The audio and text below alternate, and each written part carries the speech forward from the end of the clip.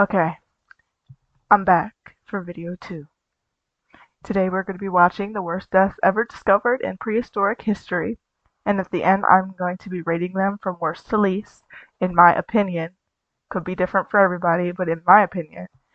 Um, but yeah, I'm going to have some commentary here and there, and just enjoy the video with me. Record to state the fact that humans as a whole have experienced an abundance of pain, which might not be that surprising considering that pain pretty much comes with the territory of life. But in some areas, one can argue that we've experienced more than other animals thanks to our very own creativity, let's say.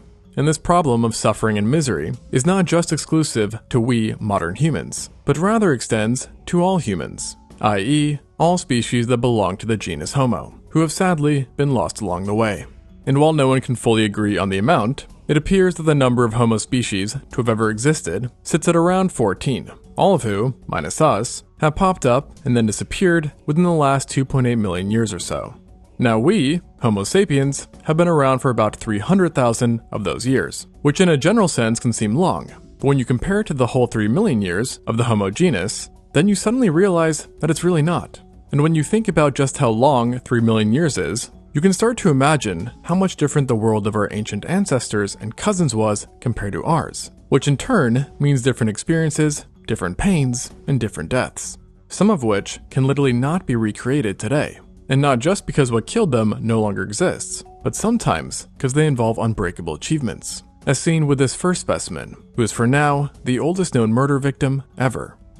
This skull may look a bit like yours or mine, but it isn't, as it doesn't belong to a sapien, but rather a Homo heidelbergensis, a species or subspecies of archaic humans that existed during the Middle Pleistocene. And if it wasn't obvious, this particular individual has, or had, a major problem, and actually two, those being the giant holes in their head. It was clear to researchers who found this unfortunate fellow in a Spanish cave that the holes were what had killed them, and would have done so pretty quickly, causing a catastrophic head and brain injury. The only question is though, what caused them? Given that caves are sloped, and in many cases have plenty of sharp points, scientists first thought that a fall had taken out this heidelbergensis, during which a sharp rock had pierced his noggin. But if that actually was the case, you would not expect there to be two identical holes, and thus making the scenario unlikely. The next assumption was that it might have been an animal, but the problem with that is that there's no animal in Spain during the time that made anything remotely similar to such injuries. Which then led to the last hypothesis, as there was one thing that it did resemble quite a bit, something that the anthropologists are all too familiar with, and that's injuries from human tools. Specifically, the marks looked a lot like those seen from stone axes, which can cause severe blunt force trauma, and suggesting that this person had been murdered. And given that they were done in about 430,000 years ago or so, they are now considered the oldest case of murder or homicide so far, and demonstrate that violence may have been a part of our history before we even existed. And surprise, surprise, it also turns out that this heidelbergensis was not alone in death, as thousands of other Homo bones were found in the cave too, with a few of them showing signs of having been domed as well. Yet none were as old as this particular specimen. And the current belief is that this cave may have been the oldest examples of a designated burial site, where people who died from virtually anything were tossed into, be it a violent death or not. And in the case of our poor friend, this early violence could have been the result of a fight over resources or territory, resulting in him having been offed in the end. So overall, not a great way to go, but arguably much better than what happened to this guy, who is dubbed OH7.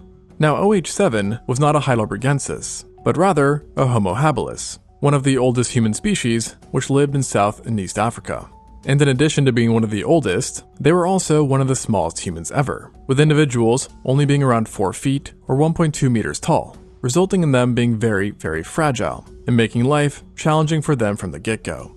But in the case of OH7, life, or rather death, wasn't just challenging, it was downright unfair, and is another case of a death that is no longer possible. And not because he holds any first-time achievements, but instead because he was killed by something or some things which no longer exist, extinct animals. This individual in life would have lived in an ancient wetland area where a variety of predators thrived. And it seems that one day, while out for a drink, he was attacked by one of the worst things you could possibly run into, a crocodile, and a giant one at that. And not just any old giant crocodile, but rather the largest true crocodile species to have ever lived, the Crocodylus thorbjornarssoni, a now extinct species which could crack 7.6 meters or 25 feet in length while weighing over 2 tons. So in other words, a very unfair match. My question is, how do you just run into that? If it is that big, how do you just run into it? Ugh. That's like, I don't understand people that want to live in Florida. I'm okay. I really don't think it would be a good idea for me to live in Florida. Like, my great grandmother lives there, and I'm good. I'm not walking outside and there'll be a big ass crocodile just sitting there. Alligator, whatever. I'm okay. Up for our little ancient relative. Based on the remains, it appears that the crocodile had ambushed OH7, who had managed to quickly turn away, but was caught at the last second, as his left leg bore massive puncture marks. There were also parts of his leg that were completely missing, implying that it had been torn clean off in the attack, which in a hot mucky wetland was basically a death sentence, even if you didn't bleed out. And yet, Mother Nature still deemed this not to be punishment enough, as in one of the rarest cases known, it seems that he was then attacked by a second, completely different predator, a feline, specifically a leopard-sized one. Now, this doesn't necessarily mean that it was definitely a leopard that made up the tag team duo, but whatever did attack him, attacked the back of his head, leaving long grooves in his parietal bone, which does align with a leopard's hunting strategy, or at least a closely related Panthera species. And just if it wasn't clear, So he got tag teamed. I mean, he got tag. Oh my lord. It's not funny at all. It's not. But like, that's crazy. here, OH7 unfortunately died, as both marks on his head and leg showed absolutely no signs of healing. Now, I will say, it is technically possible that he died first from the crocodile attack and then got picked apart by a feline, but because the croc only took one leg, and because the damage from the feline was in a spot that is associated with predatory behavior, some think it really was a dual attack. And it's hypothesized that after getting attacked by the croc, he may have turned to face it while trying to fight back, leaving his back wide open to a nearby feline, and thus spelling his doom. And for what it's worth, even today, on multiple occasions, crocs and felines have been observed fighting over an animal. However, thankfully, the animals involved today do not include an extinct feline and a massive, never again seen sized crocodile. So this death surely must have sucked. But remember, it's not always the violent demises that are the most painful. Take Exhibit A, for example. This is KNMER 1808, a 1.7 million year old Homo erectus from Kenya, who had a troubled history with A. Not the letter, but the vitamin, vitamin A, which while being an essential vitamin, can be harmful in large amounts. And too much of it is what apparently killed our Homo erectus friend over 1 million years ago. And trust me, that's not a good way to go. Her partial skeleton was first located back in 1974, and scientists immediately noted there was something wrong with it, as her bones showed abnormal growth patterns, namely excess bone turnover, and held evidence of long-term massive bleeding. And yet, there were no clear wounds. And while this may sound perplexing and mysterious, it was actually quite straightforward to the researchers, as the bone growth were consistent with what's seen in hypervitaminosis A, aka vitamin A toxicity, a condition that is well known in both ancient and modern times, with this erectus so far being the oldest example of the disease within humans. The patterns in her bones suggest that this was a condition that she dealt with chronically, and is what ultimately killed her, despite it not usually being a very dangerous condition in modern times. And presumably, given the lack of medical awareness back then, she was taking in too much without knowing it, which on top of her bone problems would have caused symptoms such as weakness, headaches, sloughing off of skin, the loss of hair and teeth, and a lot of joint pain, which is reflected by her limbs bearing the most pathological bone growth. And it was likely over a long duration of time that she had these problems, which thus begs the question, where did she get all this vitamin A? And the answer is that all signs point to one key suspect: carnivore liver, a well-known source of vitamin A. And in some predators of today, like the polar bear, the liver can store so much of it that it could theoretically supply a human with nearly 150 years worth of the vitamin. And naturally, not knowing this probably played a big role in her undoing. Now, while likely not as painful as this ending, another prehistoric death that definitely would have sucked, simply going off of how scary it sounds, is what happened to the Tong childs 2.8 million years ago. In today's day and age, if we find ourselves scared by something outside, it usually results in us frantically looking around us, or if in the water, beneath us, but never really up in the sky. And Unrelated, but it says something about water. I don't care what anybody says, the scariest thing ever, in my opinion, is the ocean. I don't. If I can't see my feet, I'm not getting in. You're gonna have to give me liquor to get in that. I'm not getting in the water. Like, I go to Ocean City here and there. Yeah. I had what's it called? A horseshoe crab touch my foot. And I screamed. I know they can't hurt me. But it's the fact that I couldn't see it until I got out the water. And there was like 100 of them. I've never seen that many horseshoe crabs in my life. It was scary. I'm okay. But the ocean, I can't see what's in there, can't see what's touching my feet. Half of the things in there can kill you. I'm okay. I want to live my life and be able to see what at least kills me. I don't want it to just sneak up on me and grab me and then nobody sees me again. That's tragic. But I don't know what the actual correct term for it is. It's like thalassophobia or something like that. Fear of deep water. I don't know. But I personally do not like mainly deep waters that I can't see to the bottom. Like, if I were to go swim somewhere like an ocean that has clear water, it's still a little scary, but at least I can see. But beaches, lakes, anything like that where it has brown, green, whatever color that is, water, I'm not a fan personally. So, yeah. yet, a long time ago, you might have needed to, as large predatory birds prowled the skies and terrorized the lands of Africa, and were not afraid to take a stab at the occasional human, or rather hominins, which in this case was a seriously unlucky Australopithecus. And despite this breaking the Homo rule, because again it's Australopithecus, I am including it given the sheer uniqueness of the case, as the Tong child was found with horrific injuries to his face and head, including puncture marks to the bottom eye sockets, while the top of his cranium was deeply scratched. And interestingly enough, such injuries are actually fairly identical to what's seen in monkeys today that have fallen prey to eagles, suggesting that a large bird had sunk its beak and talons into the Tong child's eyes and head, likely killing him rather quickly, or at least hopefully, before he was then hauled off to be consumed. But the story does not end here, as his death spawned a new mystery.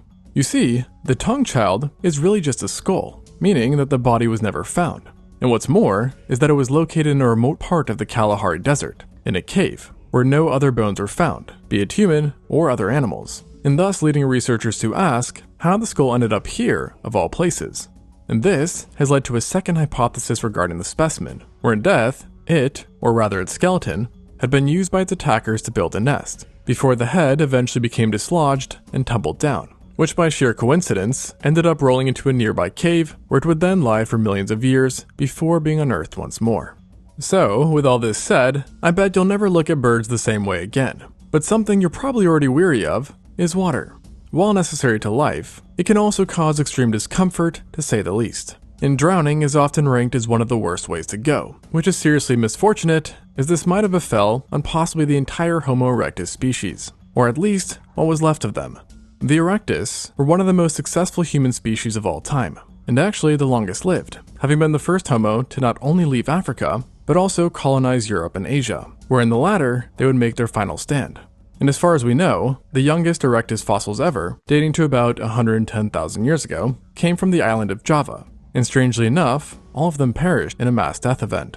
To be exact, nearly 100 years ago, a research team on the island stumbled upon a graveyard of over a dozen erectus specimens, who were all adults and were mangled together in one spot. And given the lack of evidence for disease, physical wounds, or old age, it was presumed that they all had died at the same time from one thing. But the question is, what exactly could have done it? Well, based on the type of sediment in which they were found, it was concluded that a flood was possibly a part of the answer, with the belief being that all the bodies had been swept away by floodwaters down to a narrowing river, where they then ended up getting trapped in a logjam, thus forming a kind of carcass jam, I guess, which eventually fossilized. But this does not necessarily mean that they were killed in said flood, but rather they were just swept away by it at some point. However, for now, it is still believed that a mass drowning was behind the actual deaths. And one more narrowed down idea is the belief that a volcanic eruption in particular was their undoing, as it potentially caused lahar flows, which are cold and hot mixtures of rock and water that run down the slope of a volcano, wreaking havoc and typically over. Okay, what do you think is worse? Getting burnt alive or drowning? Like, I don't know. Like, I hear a lot of people saying getting burnt has to be the worst, but like, I'm pretty sure it's one of those things where, number one, adrenaline, it's still gonna hurt, but adrenaline is gonna kick in. And once you burn so much, you can't feel it no more. Your nerves are destroyed. Like, in my opinion, would I rather be thrown into a pit of lava or water with like weights like where I can't get out? I think I'd take the lava. I would take it. It would crisp me up so fast I'd be dead like that. Cause drowning, you can feel your lungs just filling up. Like imagine like I mean it's as simple as this. When you're going swimming and you go underwater and you hold your breath. Now imagine when you're like out of breath and you need to come up, not being able to. You would like freak out. There's no like just calm down. No, you're dead. You're freaking out. You need that air. But in my opinion, I think drowning is worse than getting burnt. I mean, unless it's like a slow burn, like a house fire where you're sitting there and it's just, even then, like you'd go out quick. The smoke would knock your ass out. So I don't know. Overflowing rivers. And we know from modern times that such events can cause widespread local devastation, traveling more than 60 miles, and in some cases, killing tens of thousands of people. And if a volcanic lahar really was the perpetrator in killing the last erectus, then it would be one of the only fossils that we know of that truly shows an extinction event in process. Though it should be mentioned that volcanic eruptions or mass flooding were not the reason why erectus died out in general, with the main belief being that in Java, the last populations started to wither after its woodland biome started to change into a rainforest. Additionally, it is of course possible, and even probable, that younger remains of erectus are out there too. It's just that for now, these fossils represent the final known members, making the whole thing just that much more tragic, yet also poetic. Unfortunately, there's nothing poetic with this next case though, which was just brutal, as it involves one of the worst animals to be taken out by, a hyena, who are known to eat their victims alive and utilize horrific bite and pull methods, which rip More commentary. I think hyenas are pussies. They are some pussy ass animals. Yeah, if a pack of them came and started attacking me, I'd be done for. Don't get me wrong. But it's like the equivalent of like high school girls just ganging up on one person. You need all your friends to take out one thing. Yeah, it's resourceful for them. That's how they survive. But like, there's some pussy ass animals. I think. away chunks of meat from the victim. Very painful, to say the least.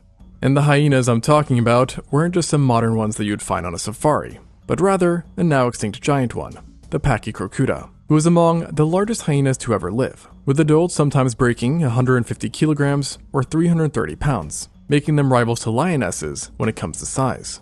And to make matters worse, their weight was not distributed like that of a lion, as they had proportionally massive heads, with massive indentations indicative of powerful muscles, which resulted in them biting down with monstrous forces, allowing them to do things like this.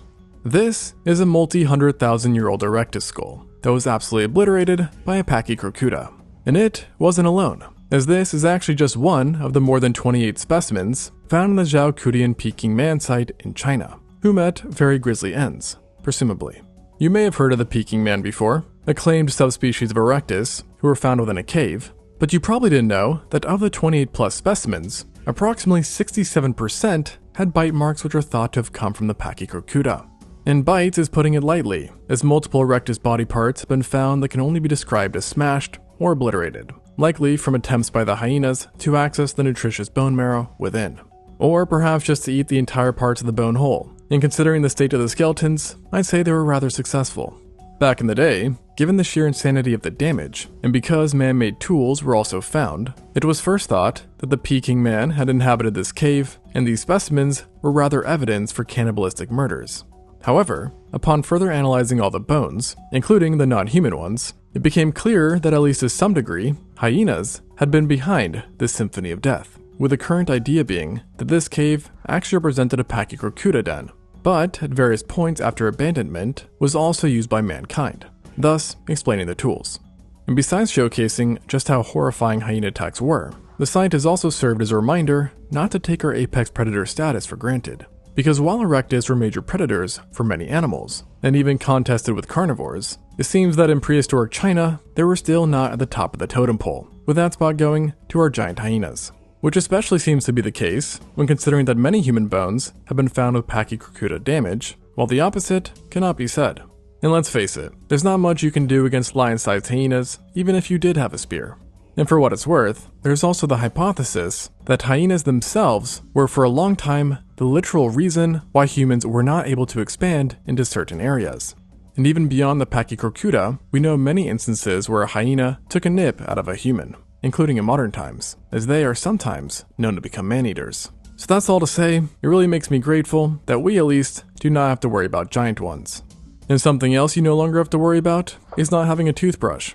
Now that probably doesn't seem like a big deal, but tell that to the Trichonoboi, or KNMWT 15,000, another Homo erectus specimen, as they just really didn't seem to be able to catch a break. But unlike the Peking man, this specimen did not live in Asia, but rather in Kenya. And he lived much earlier too, with his bones dating back to between 1.6 and 1.5 million years ago. At the time, the erectus had already invented some pretty nifty tools, and might have even had control of fire, or at least partially. Yet, what they did not seem to have unlocked just yet was good dental hygiene, as the Trichonoboi did not have any major catastrophic wounds, but instead an interesting pathology in his mouth. To be precise, he showed signs of having formed a nasty abscess after his milk teeth had fallen out and his molars and premolars had come in awkwardly, resulting in the two teeth colliding and damaging the tissues, which ultimately gave way to infection and an abscess that never healed, highly implying that he died from it, and at a young age, as the fallen teeth were baby teeth. And That's another thing that is really important that people don't seem to understand is brushing your teeth. Very important, and I'm going to tell you why. Number one, your breath stinks. Brush your teeth. And your tongue. Get a tongue scraper. Number two, cavities. Cavities. Number one, if you don't have insurance, it's really expensive out of pocket. I'm going to tell you that right now. So you better brush your teeth. Another thing I'd say is, like it was talking about abscesses, that can give you, I'm pretty sure it's like, what's it called? Sepsis. You can get sepsis from that. Yeah. Not fun. Not fun. Then you die. Then what? Imagine people knowing you died because you didn't brush your teeth and you got an abscess.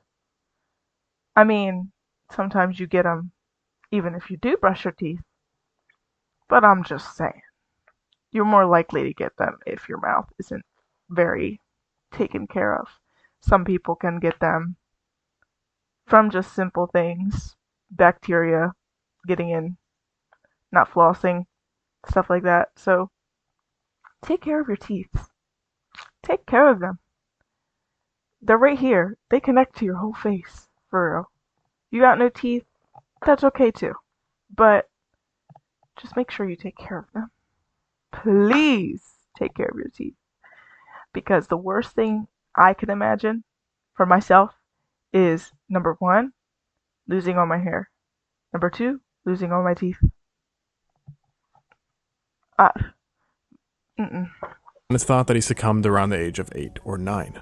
And based on what we know about present-day tooth infections, it's thought that septicemia is likely what did him in, a nasty condition that occurs when bacteria or their toxins cause blood poisoning, aka sepsis, which even today is quite challenging to treat, and back then was almost certainly a death sentence, as it was in his case as well.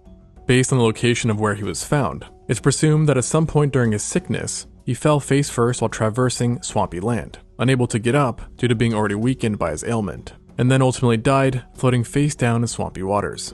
And sometimes really does seem like the universe has it out for certain people, as he couldn't even die in peace, with some researchers believing that not so long after his death, a herd of animals trampled his body into the muddy swamp floor, enough for it to get fossilized. And then meanwhile, sometime later on, a part of his skeleton would end up getting sandwiched in between volcanic ash from a local eruption, solidifying his remains further and creating a tomb that would last for over 1 million years. And according to some researchers, Damn. all these woes were not even the end of the list, as once upon a time, it was thought that the Turkana boy suffered from a congenital condition such as dwarfism or scoliosis, as his ribs seemed to be out of place relative to his spine. But over the years, as technology has improved, it has turned out that this may not actually be the case. And during the reanalysis, they made a new discovery, which found that while he might not have suffered from dwarfism or scoliosis, he definitely had suffered from a severely herniated disc that was so out of place that, given the lack of technology back then, might have been a double Grim Reaper, so to speak. In other words, if his mouth infection didn't get him, then his herniated disc would have, causing him to have very little mobility and in no condition to fight off any sort of predator. Which all just goes to make you realize that a lot of first world ailments today used to be death sentences back then. Okay, so that was the end of the video. I'm gonna go rank these, and then I will be back with my ranks on worst to least. So I got my list ready, and I'm gonna do worst to least on what I would recommend. Not recommend, but what I would say would be the worst, painful, excruciating to the least. And this is my opinion. It could be different for everybody. So for the worst one, I would say tag team by a crocodile and a lion. I would only say that because I feel like that's very gory, especially because in the situation that guy was in, his leg was already torn off, and then, yeah. Okay. Next, giant hyena attack. It said in the video that these hyenas were so big that even the spears wouldn't kill them. So, yeah, getting mauled to death by like 10 of them at once is kind of scary. Bird talons through eyes. That is the worst one that I can think of, like, when it comes to cringe-wise. A giant eagle coming over and just, yeah. I'm good. And then I did mass drowning, like I said. I feel heavy on that drowning. Drowning sucks. That has to be the worst. But it's not. On this list, at least. Sepsis for number 5. And then I did murder by blunt force trauma. And then the last one was too much vitamin A. So you can share with me your lists if you disagree or agree. But thank you for watching today's video.